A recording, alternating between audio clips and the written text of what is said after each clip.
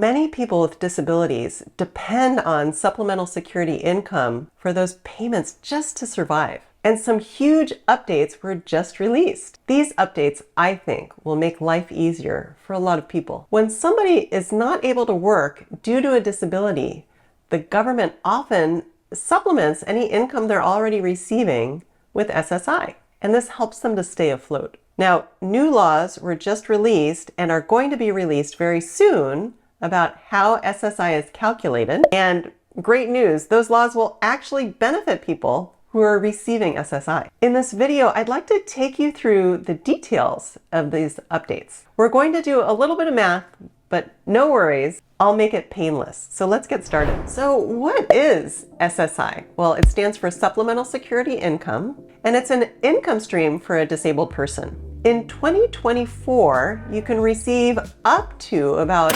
$1,183 a month from SSI. But I think SSI is the most picky, persnickety public benefit out there. It's easy to mess it up and to lose your SSI benefits. I want to talk you through the SSI rules and then how the new rules are making it a little bit better. So as the name implies, SSI supplements whatever income you're already receiving. So kind of as a basic example, if you're getting $500 a month, you're earning $500 a month, or you're getting that from a friend who's giving you an allowance, you can then receive up to about $600 more of SSI. So you see how it works. So you have some income and then SSI supplements it.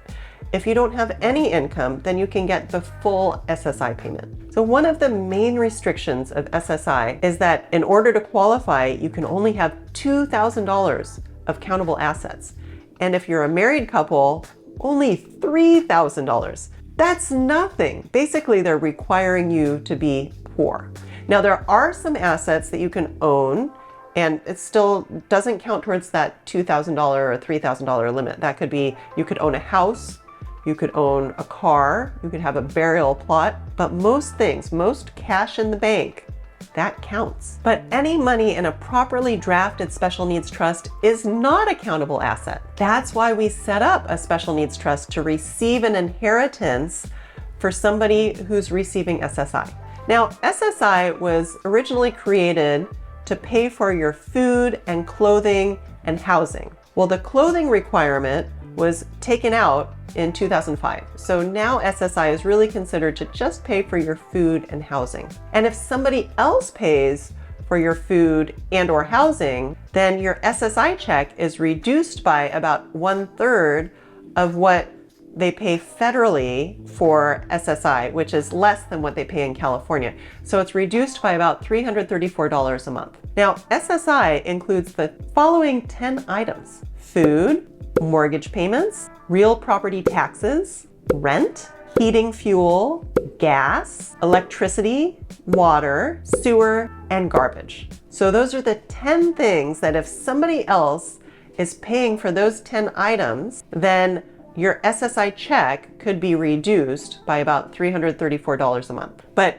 there's good news. There's a new sheriff in town, all right? There's a guy that is Martin O'Malley, is the new Social Security Commissioner, and he's been making some great changes. So on March 27th of 2024, Social Security Administration published a rule that as of September 30th, 2024, food is not going to be included in that list of 10 things that can create the ISM deduction.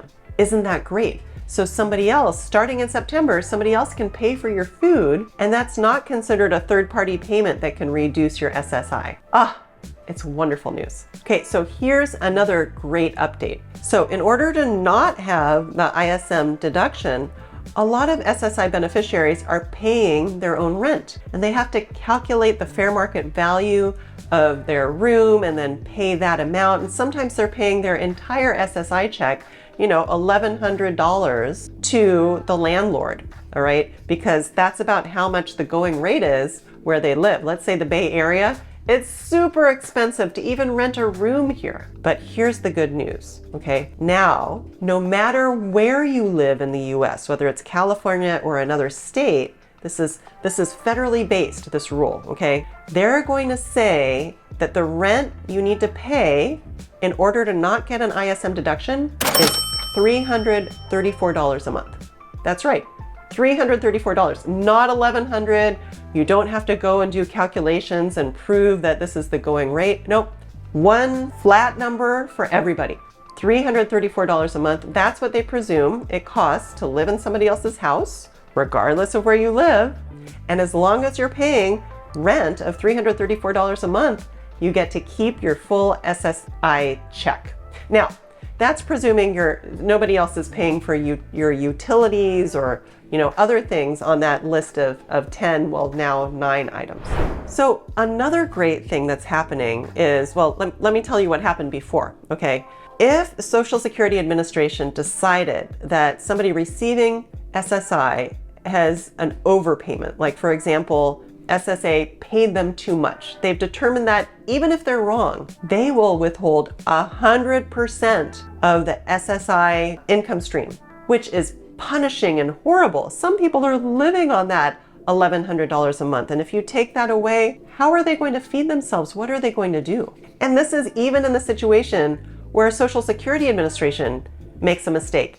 And I've seen this happen. It's horrible. You have to appeal this and then go to the administrative law judge, and it could take years to get that person's SSI check reinstated. But here's the good news. You're like, Ellen, I thought there's good news. Well, here's the good news. Now, SSA is only going to withhold 10% of the SSI check while they're sorting out, what's the overpayment, what happened. So the SSI recipient can continue to receive 90% of their check. And while that's not, still not a ton of money, it's a whole lot more than the 0% that they were receiving before. So this will be very helpful when there's a claimed overpayment, which has honestly been happening more and more, I think. Hey everyone, if you like my mom's video, like and subscribe. So even though this is good progress, some people might say, well, it's really a pain to get SSI. Do I really want that for my child, or do I really want to continue to receive it myself? I mean, I have to still keep my countable assets below $2,000. I have to make sure that my income stays low. Do I want to do that? Well, here's the thing. I want to do some calculations for you, all right? So let's say that you receive the full amount of SSI, $1,183 a month. So over 1 year, if you multiply that by 12, you'll be receiving $14,196 for the year. Now, let's say conservatively that you live for 30 more years. I mean, it could be a lot more, but let's say you live for 30 more years. Guess how much SSI payments you will have received? $425,880. Oh my goodness.